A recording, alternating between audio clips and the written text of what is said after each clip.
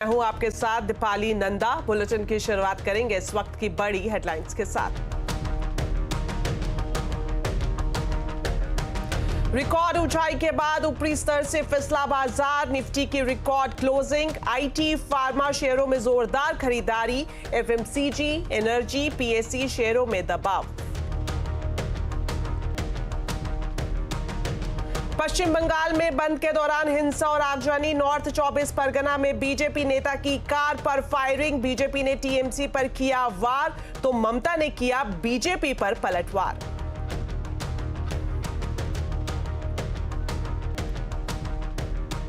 गुजरात में बाढ़ से हाहाकार, राहत और बचाव के लिए सेना तैनात। बुलेटिन में देखिए साणंद में पानी में डूबी फैक्ट्री पर केतन जोशी की स्पेशल ग्राउंड रिपोर्ट।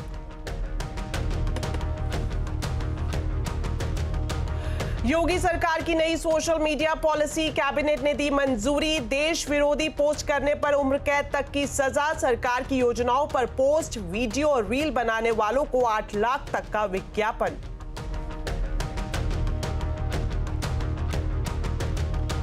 नई कार खरीदना हो जाएगा सस्ता, पुरानी कार स्क्रैप कराने पर मिलेगी छूट। रजिस्टर्ड स्क्रैपिंग सेंटर से मिला सर्टिफिकेट दिखाना होगा जरूरी। अब नहीं बजेगी अनचाही कॉल्स की घंटी, ट्राई लगाएगा लगाम। अनचाही कॉल्स करने वालों के लिए अलग टैरिफ भी संभव, कंसल्टेशन पेपर जारी।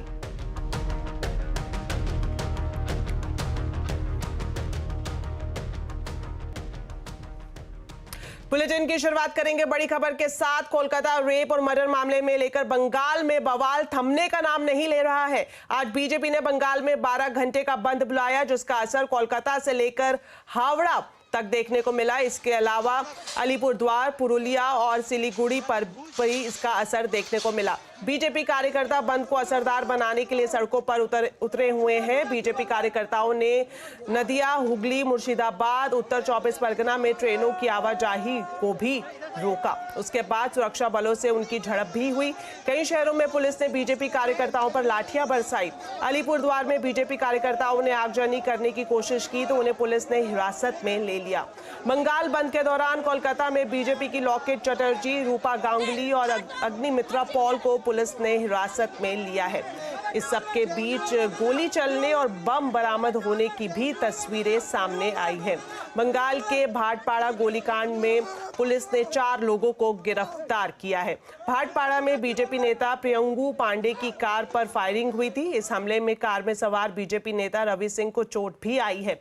फायरिंग वाली जगह से पुलिस ने बम भी बरामद किए हैं।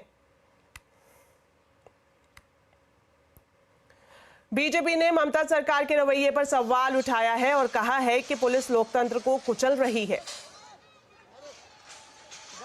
लोग रास्ते के ऊपर खड़े होंगे, जितना भी आप लोग पुलिस ने गिरफ्तार करिए। पुलिस नहीं है, तृणमूल का पार्टी ऑफिस में जा रहे हैं, तृणमूल का पार्टी ऑफिस में जा रहे हैं। ऐसे करके कभी नहीं चलेगा। आप लोग देख लिया है, आप लोग देख लिया है। डेमोक्रेसी को खत्म करने की कोशिश कर रहे हैं और हम जनता से आवेदन कर रहे हैं कि आप डेमोक्रेसी को रखने के लिए आज का स्ट्राइक, आज का हड़ताल, इसको सपोर्ट करिए।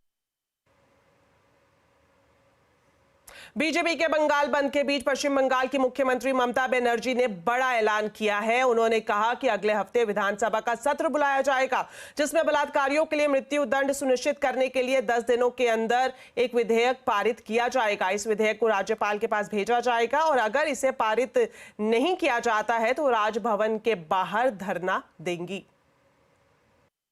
আমি নেক্সট উইকে অ্যাসেম্বলি কল করব বিধানসভা স্পিকারকে বলে, এবং আমরা ওয়েস্ট বেঙ্গল অ্যাসেম্বলি থেকে আগামী 10 দিনের মধ্যে ফাঁসির ধর্ষকের ফাঁসি চাই এই বিল আমরা পাশ করে রাজ্যপালের কাছে পাঠাবো। আমি জানি রাজার পট রাজাবাবু কিছু করবে না, না করলে মেয়েরা মনে রাখবেন রাজভবনে গিয়ে বসে থাকবে ঘন্টার পর ঘন্টা, ভাইরাও থাকবে। এই বিল সই করতে হবে, রাজ্যপালের কাছে, রাষ্ট্রপতির কাছে পাঠিয়ে দিয়ে দায়িত্ব সারলে হবে না। तो बंगाल में कब थमेगा बवाल, आज आवाज अड्डा में इसी पर करेंगे बड़ी चर्चा शाम 7:57 पर।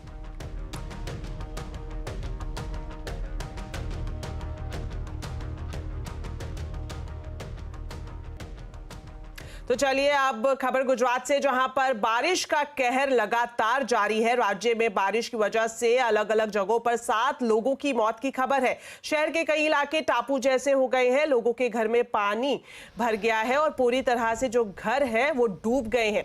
मौसम विभाग ने आज भी राज्य के 12 से ज्यादा जिलों के लिए रेड अलर्ट जारी किया है। 1 सितंबर तक जोरदार बारिश का अनुमान है। गुजरात में अब तक औसत वार्षिक बारिश का लगभग 100% पानी बरस चुका है। द्वारका में सबसे अधिक 5 इंच बारिश हुई। जामनगर और सूरत में 2 इंच बारिश दर्ज की गई है। बारिश के चलते वडोदरा, जामनगर और राजकोट की स्थिति काफी खराब है।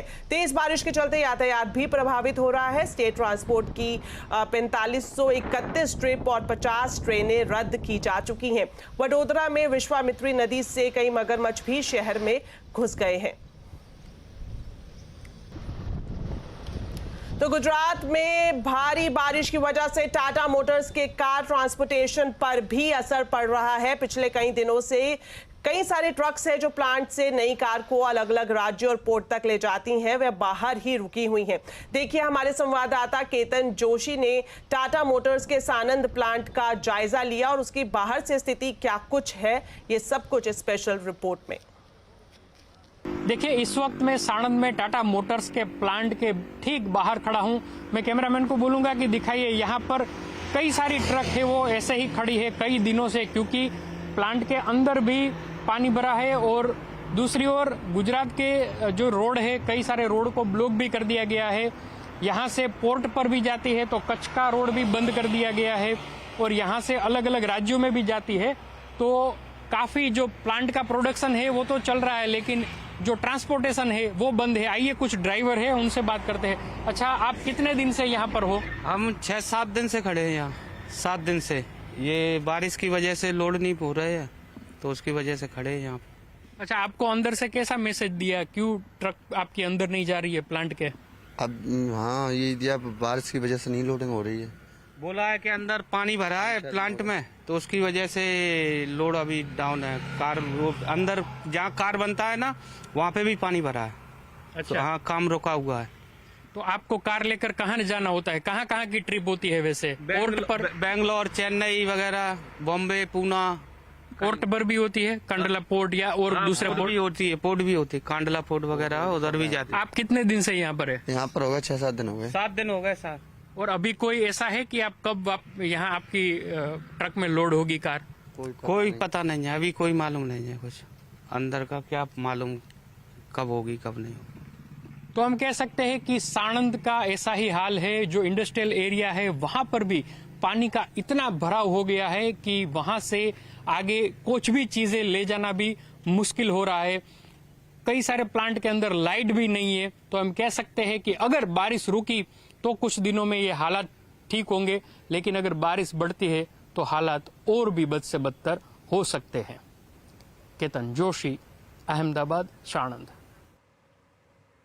गुजरात का साणंद इंडस्ट्रियल एरिया भी बाढ़ की चपेट में है। साणंद में इतना पानी भर गया है कि सब स्टेशन बंद हो गया है। साणंद के उद्योगपतियों से बातचीत की हमारे संवाददाता केतन जोशी ने। साणंद इंडस्ट्रियल एस्टेट अभी पूरा पानी में डूबा हुआ है। आप मेरे आसपास भी देख सकते हैं, जो पावर सप्लाई जहां से हो रही है वो सब स्टेशन भी अभी पानी के अंदर है। आइए हम यहाँ के उद्योगकार से बात करते हैं कि क्या स्थिति है। अजीत भाई, बताइए कि अभी सारे यूनिट में बिजली है कि नहीं है? यहाँ पे लगभग 200 यूनिट में बिजली बंद है, क्योंकि ये जो सब स्टेशन आप देख रहे हैं ये पानी में डूबा हुआ है। तो 2 दिन से बंद है और यहाँ कोई ऐसी व्यवस्था भी नहीं है कि हम पानी निकाल सके। साणंद जेआईडीसी का जो टोपोग्राफी है वो एक ऐसा लेवल है कि वहाँ से पानी बाहर निकलने की कोई व्यवस्था नहीं है, और उसके लिए हमने जेआईडीसी में काफ़ी रिक्वेस्ट की है और वो लोग भी इस पे काम कर रहे हैं। अगर इसका कोई डिस्चार्ज पॉइंट मिल जाए तो ये परिस्थिति अच्छी होगी। अदरवाइज यहाँ जो जेटको वाले भी बता रहे कि आने वाले 2-3 दिन तक पावर नहीं हो सकेगा, तो इसका हमको कोई ना कोई रास्ता निकालना पड़ेगा। अच्छा, आप बताइए, आपकी यूनिट काम कर रही है कि नहीं? नहीं, बिल्कुल बंद है 3 दिन से, और अभी बस राह देखते हैं कि जब ये चालू करेंगे लाइट तभी चालू हो पाएगी। बिल्कुल, आइए। आपकी कौन सी इंडस्ट्री है और क्या हाल है? हमारा पेकोप्लास्ट करके इंडस्ट्री है, मेडिकल इंस्ट्रूमेंट सर्जिकल डिस्पोजेबल बनाते हैं। 4 दिन से पूरा बंद है। स्थल जहाँ वहाँ जल, ऐसी परिस्थिति है और कोई भी इसका सॉल्यूशन अभी दिख नहीं रहा 3-4 दिनों तक।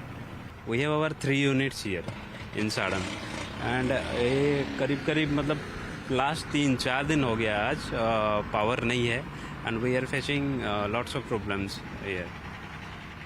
बिल्कुल, तो अभी जो यहाँ की परिस्थिति है वो काफ़ी दयनीय है। अगर यहाँ से पानी का जो बहाव है या तो पानी का जो यहाँ जो जलभराव हो गया है उसको नहीं निकाला जाएगा तो जो प्रोडक्शन है उन पर काफ़ी गंभीर असर हो सकती है। केतन जोशी, साणंद। चलिए अब बात करते हैं बाजार की। रिकॉर्ड ऊंचाई के बाद ऊपरी स्तर से बाजार फिसल गया। सेंसेक्स 74 अंक चढ़कर 81,786 पर, तो वहीं निफ्टी की रिकॉर्ड क्लोजिंग हुई। निफ्टी 35 अंक चढ़कर 25,052 पर बंद हुआ, तो वहीं निफ्टी आईटी इंडेक्स भी रिकॉर्ड क्लोजिंग पर रहा। डिटेल्स लेते हैं सुमित मेहरोत्रा से। तो सुमित, बताएं सबसे पहले आज की हाईलाइट्स। देखिए, भारतीय बाजारों में नया रिकॉर्ड स्तर हिट होता हुआ दिखाई पड़ा और निफ्टी ने आज सेकंड हाफ तक आते आते करीब 25,100 के आसपास की एक अच्छी तेजी भी दिखाई।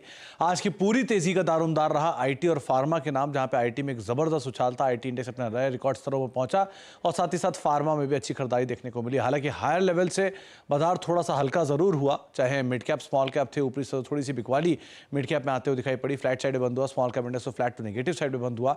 लेकिन ब्रॉडर मार्केट्स में खरीदारी के अलावा फ्रंट लाइन में अगर देखा जाए तो आईटी और फार्मा के दम पर इंडेक्स में एक जोरदार तेजी बनते हुए दिखाई पड़ी और नए रिकॉर्ड स्तरों पर जाकर निफ्टी ने अपनी क्लोजिंग दी। सुमित, ये भी जानना चाहेंगे कि किन सेक्टर्स और शेयर्स में तेजी दिखाई दी आज? देखिए, आज निफ्टी के टॉप गेनर्स में आपको फार्मा का ही दबदबा दिखाई पड़ेगा। सबसे पहला नाम आता है एल&टी इन्फोटेक माइंडट्री का, 7% तेजी। विप्रो 4% ऊपर। फार्मा में से डिवीज लैब करीब 2.5% ऊपर। भारतीय एयरटेल 2-2.25% की तेजी यहां देखने को मिली। गिरने वाले शेयरों में Maruti, Asian paints, Adani enterprises और श्रीराम फाइनेंस आधा से लेकर 1.5% बिकवाली यहां पर देखने को मिली। इसके अलावा मिड कैप में से एलटी टेक करीब 3.5% ऊपर, इंडियन बैंक 3.5% ऊपर, बीएससी 3% ऊपर और कोफोर्ज करीब 3% के आसपास की बढ़त यहां देखने को मिली। मिड कैप के गिरने वाले शेयरों में टाटा एलेक्सी लगातार तेजी के बाद प्रॉफिट टेकिंग, नायका 4% नीचे, जी एंटरटेनमेंट 3.5% नीचे और पीबी फिनटेक 2.5% के आसपास की बिकवाली यहां देखने को मिली। एफ&ओ में बढ़ने वाले शेयरों में L&T infotech Mindtree, granules India, Trent लगातार तेजी में नए रिकॉर्ड स्तरों पर और आईएक्स 4% का उछाल यहां देखने को मिला। गिरने वाले शेयरों में क्रॉम्पटन करीब 1.5% नीचे, बंधन बैंक 2% नीचे, मैक्स फाइनेंशियल और एबी फैशन करीब 1.5 से लेकर 2% तक की बिकवाली यहां पर आते हुए दिखाई पड़ी।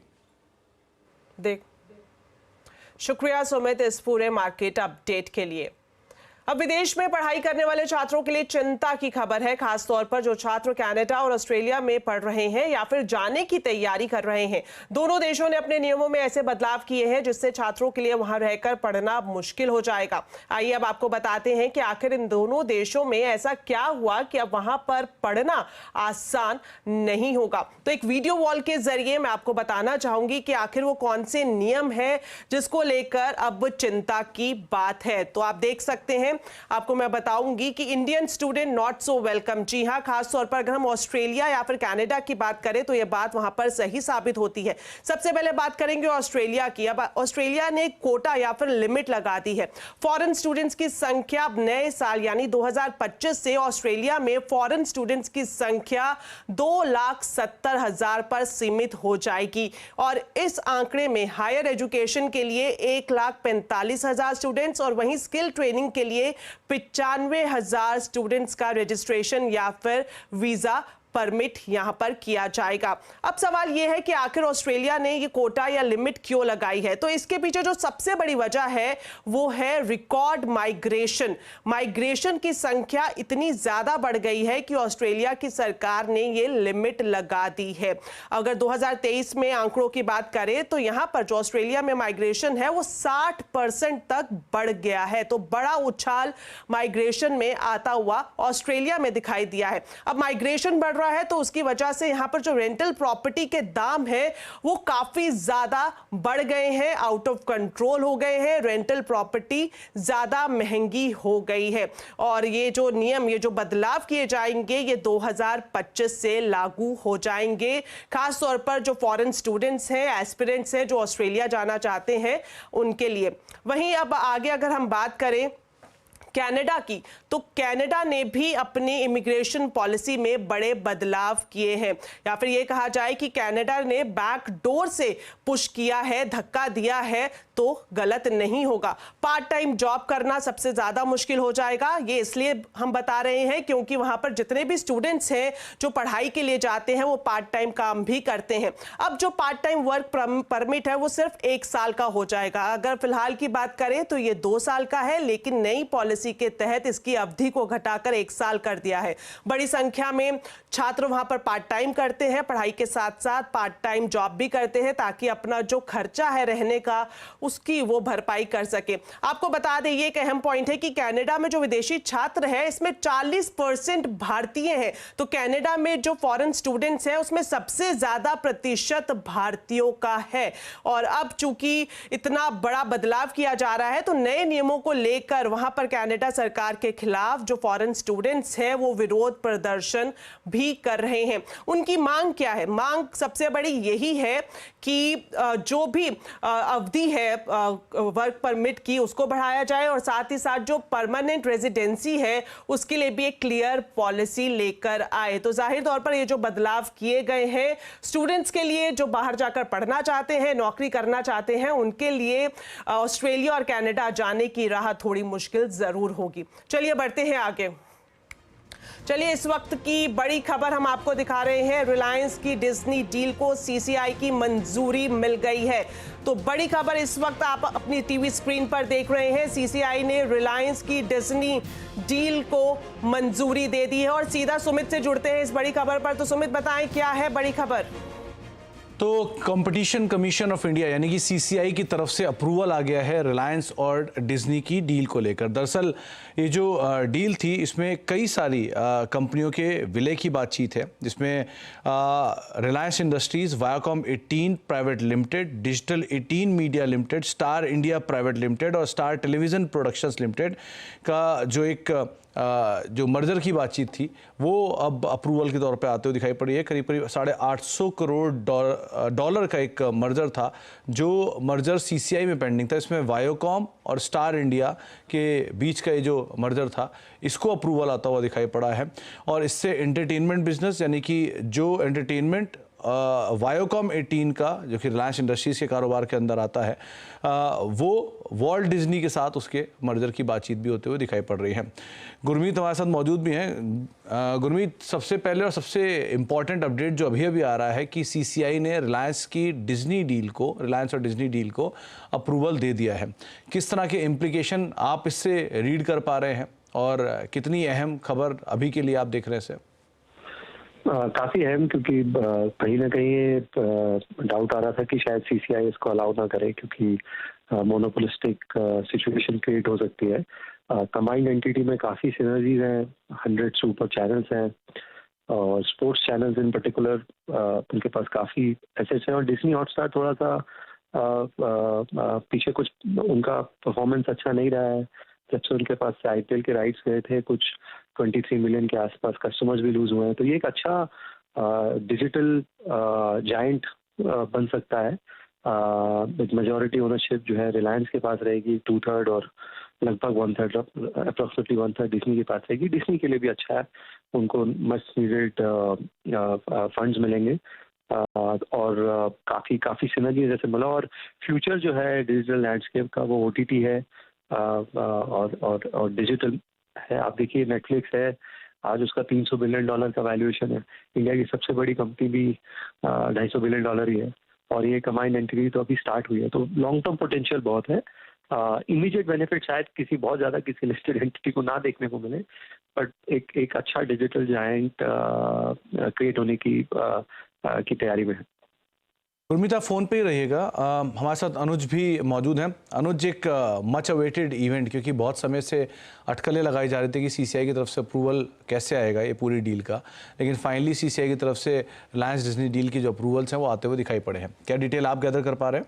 बिल्कुल सुमित, बिल्कुल देखिए, जो आप बात कर रहे थे, काफी समय से अटकलें लग रही थी कि सीसीआई से अप्रूवल मिलेगा या नहीं मिलेगा। आपको याद होगा पिछले हफ्ते एक न्यूज भी आई थी कि शायद कंपनियां एग्री कर गई हैं एड रेट्स कुछ टाइम के लिए कैप करने के लिए, ताकि सीसीआई का अप्रूवल मिल जाए। लेकिन खैर जो भी है, अप्रूवल मिल गया है इस डील को, और ये डील एक मच अवेटेड डील थी, क्योंकि ये एक ओटीटी प्लेटफॉर्म में भी और एक इवन टीवी के हिसाब से भी एक देश की सबसे बड़ी डील है। और इस डील के बाद I think if Disney Hotstar और जियो सिनेमा का जो प्लेटफॉर्म है मिलाकर वो नंबर 1 हो जाएगा। तो मतलब कुल मिलाकर एक मीडिया सेगमेंट के लिए बहुत बड़ी न्यूज है। देखिए, एक स्टैंडर्ड डिस्क्लेमर यहाँ पर, क्योंकि हम रिलायंस की बात कर रहे हैं और इसके और रिलायंस का स्टॉक लिस्टेड है, ऑब्वियसली कोई भी अगर आप इस चीज को सुन रहे हैं तो इस चीज को स्टैंडर्ड डिस्क्लेमर लें कि ये वही कंपनी जो इस चैनल को भी ओन करती है। लेकिन ये बात है कि जो डील हुई है उसका साइज देखिए आप, और मैं आपको भी सुन रहा था सुमित, मीडिया सेक्टर के लिए एक बहुत बड़ा, ये मेरे ख्याल से टर्निंग पॉइंट है और एक बहुत बड़ा कंसोलिडेशन मीडिया सेक्टर में है। और इस डील के बारे में कहा जा रहा था कि ये डील विन विन है, दोनों के लिए विन विन है। ये स्टार के लिए भी विन विन डील है और रिलायंस के लिए भी विन विन डील है। तो कुल मिलाकर आज इस डील को एक फाइनल शेप मिलती है। अनुज, आप भी एक मिनट फोन पे रहिएगा, कुछ डील का बैकग्राउंड मैं आप लोगों के सामने रख देता हूं, उसके बाद इस पे मैं एक और आपसे सवाल लूंगा। करीब 70,000 करोड़ रुपए के आसपास का एक मीडिया जाइंट बनाने की बातचीत है, जो अभी गुरमीत कह भी रहे थे। करीब एंटरटेनमेंट और मीडिया सेक्टर में 100 चैनल डिफरेंट लैंग्वेजेस में, ओटीटी प्लेटफॉर्म अलग, 75 करोड़ के आसपास के ग्राहक इस डील के थ्रू एग्जीक्यूट होने की बातचीत थी। रिलायंस इंडस्ट्रीज इसमें 63, रिलायंस और एफिलिएट्स जो हैं वो 63.16% के आसपास की हिस्सेदारी इस कंबाइंड एंटिटी में ओन करेंगे। डिज्नी करीब 36.84% के आसपास की हिस्सेदारी ओन करने वाला है, और रिलायंस इस पूरी डील में रफली 11,500 करोड़ रुपए के आसपास इस जेवी में फर्दर एक्सपैंड करेगा निवेश के लिए। नीता अंबानी जी जो कि इस कंपनी की जेवी में चेयरपर्सन होंगी, और उदय शंकर जो होंगे वो वाइस चेयरपर्सन होंगे। ये डील का बैकग्राउंडर है, जिस बैकग्राउंडर के साथ ये डील हुई थी, और अब इसका एग्जीक्यूशन या फिर जिसका अप्रूवल है वो सीसीआई की तरफ से आता हुआ दिखाई पड़ रहा है। अनुज, पहले आपसे एक सवाल, क्योंकि कल रिलायंस की एजीएम है और अनुमान लगाया जाता है कि रिलायंस की जो एजीएम है उसमें मल्टीपल वेंचर्स के ऊपर अलग अलग तरह की घोषणाएं होती रहती है, जैसे कि ऑयल एंड गैस कारोबार को लेके, जियो को लेके, या उनके एंटरटेनमेंट वेंचर को लेके।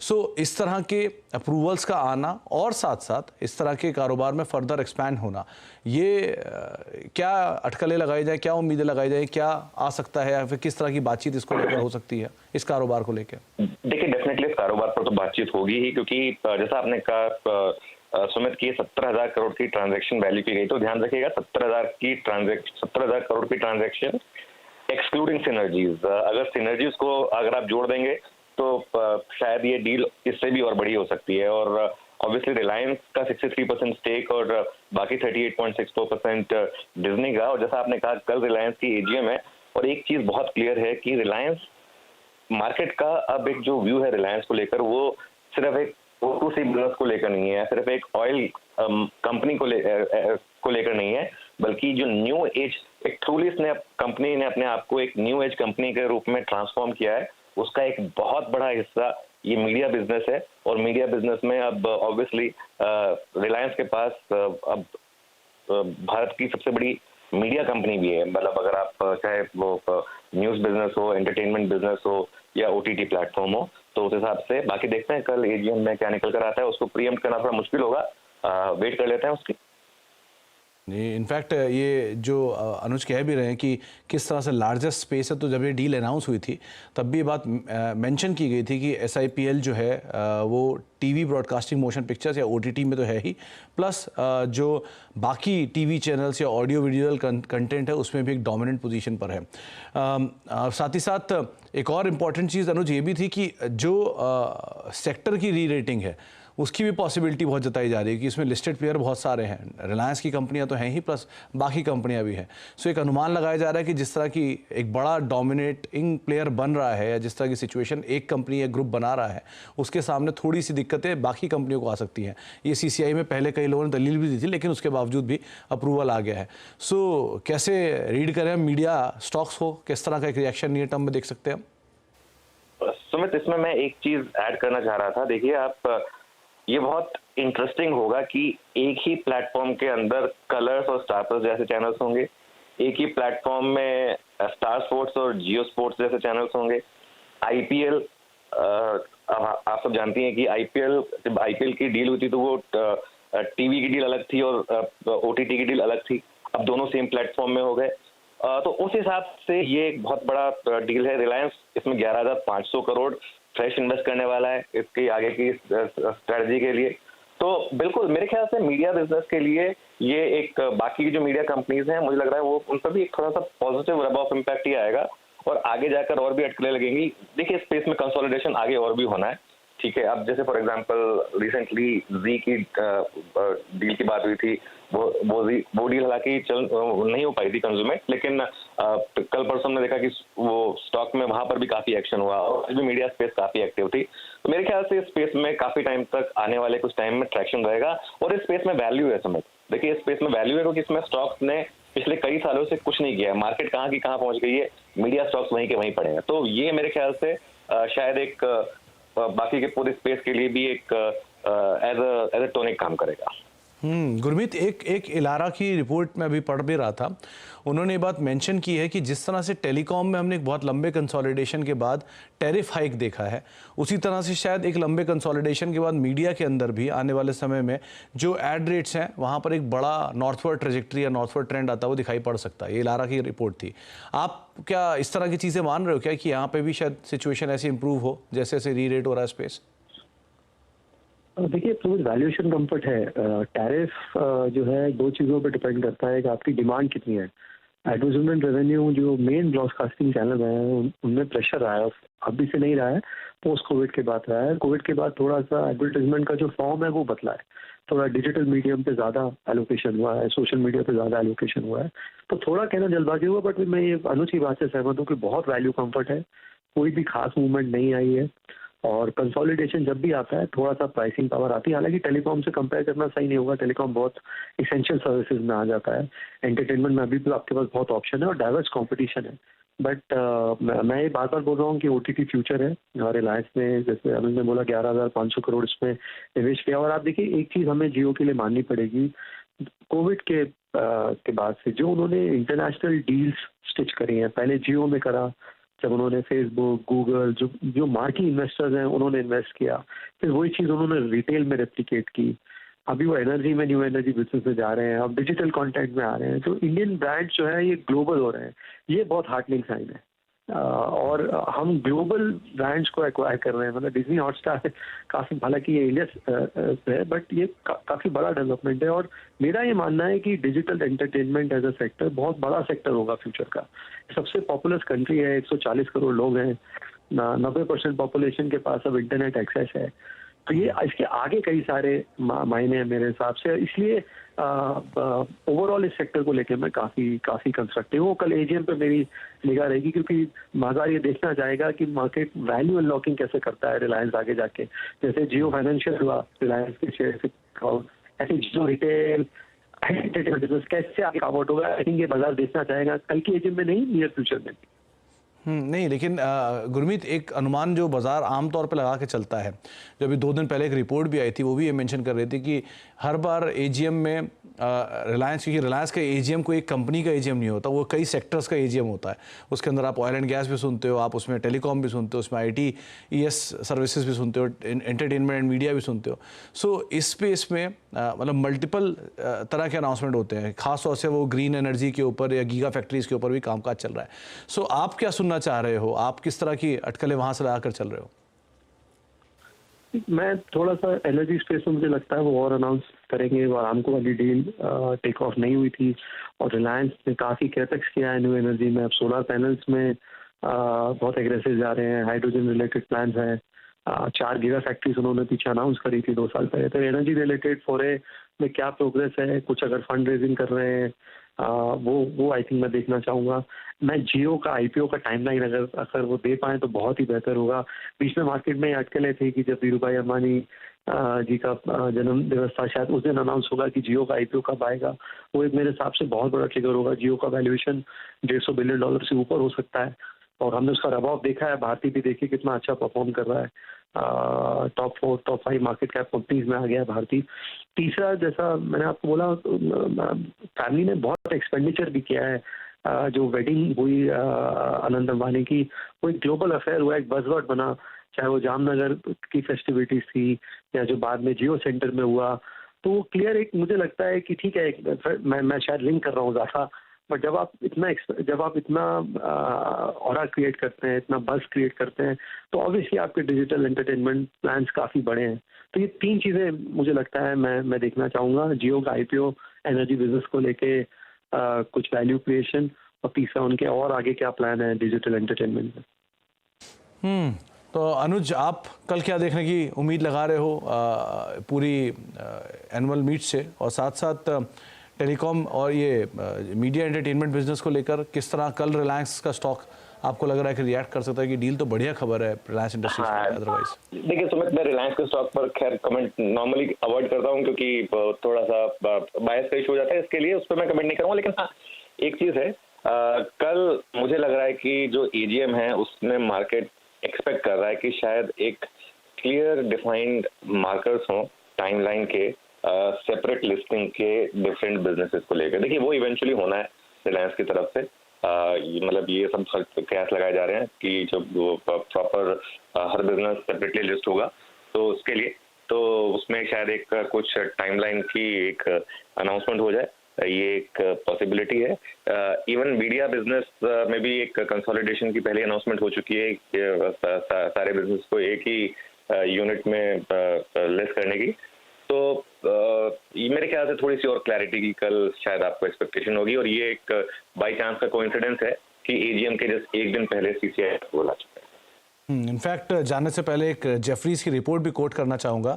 जेफरीज ने ये बात मेंशन की है कि डिज्नी रिलायंस की जो अप्रूवल आने के बाद अगर डील पूरी होती है तो करीब 40% शेयर होगा एडवर्टीजमेंट मार्केट के अंदर, considering the humongous number of people who are the target audience also watch the sport. ये जेफरीज के कृतिका सेठ की तरफ से खुद का कोटेशन आया हुआ है। सो एक बड़ा मार्केट शेयर जो कि एडवर्टीजमेंट स्पेस के अंदर आता हुआ दिखाई पड़ सकता है आने वाले समय में। बहुत बहुत शुक्रिया अनुज आपका भी, और बहुत बहुत शुक्रिया गुरमीत आपका भी हमारे साथ खास दिन जुड़ने के लिए और हमसे बातचीत करते हुए दिखाई पड़ने के लिए। तो एक ब्रेक का वक्त है, लेकिन जाने से पहले स्टैंडर्ड डिस्क्लेमर कि जो चैनल आप देख रहे हैं इसका प्रभुत्व प्रबंधन रिलायंस इंडस्ट्रीज के पास है, तो किसी भी निवेश से पहले अपने वित्तीय सलाहकार की राय आप लोग जरूर ले लें। ये चैनल जो है वो पूरी तरह से ओन करता है रिलायंस इंडस्ट्रीज। तो ये स्टैंडर्ड डिस्क्लेमर है, इसके साथ ही फिलहाल इस कार्यक्रम में इतना ही। नमस्कार।